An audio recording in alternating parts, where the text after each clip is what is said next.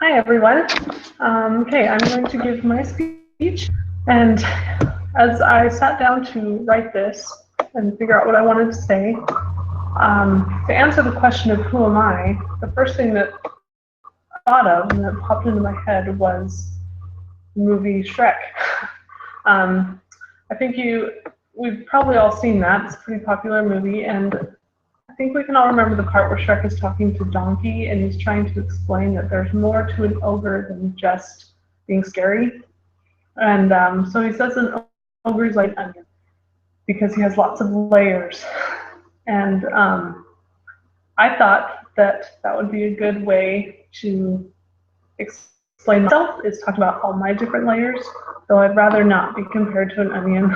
So I decided to compare myself to a layered chocolate cake because I really love chocolate cakes and desserts and baking. So the first layer that I wanted to talk about would be the family that I grew up in. That's kind of my foundation and my base, and that's where I came from. I have two parents, of course, and 5 older brothers and 1 older sister, which means that it took my parents 6 tries to get the right kid before they got me. And we moved around as kids and as teenagers. We just moved around a lot. So we got used to relying on each other, and we got used to relying on the gospel and the church. And a lot of times that's all we had was each other and the connections we had at church. So even to this day, we don't all live close to each other, but we are still close because we love to spend time with each other and always complain that we never see enough of each other. So I appreciate them and that family that I have growing up, that I had growing up.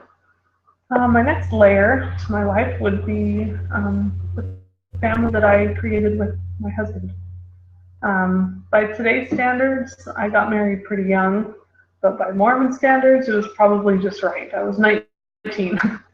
And after 10 years of marriage, we've been blessed with 4 kids that they're smart and they're fun, and they're also pretty good at getting into trouble, like most kids are.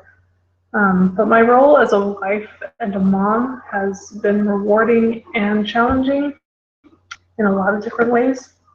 I think it's important to use the word rewarding first before the word challenging, because I've always felt that it's important to look at the positive side of life before you look at the negatives that can easily come. So I try and live my life that way by looking at the positive things instead of the negative.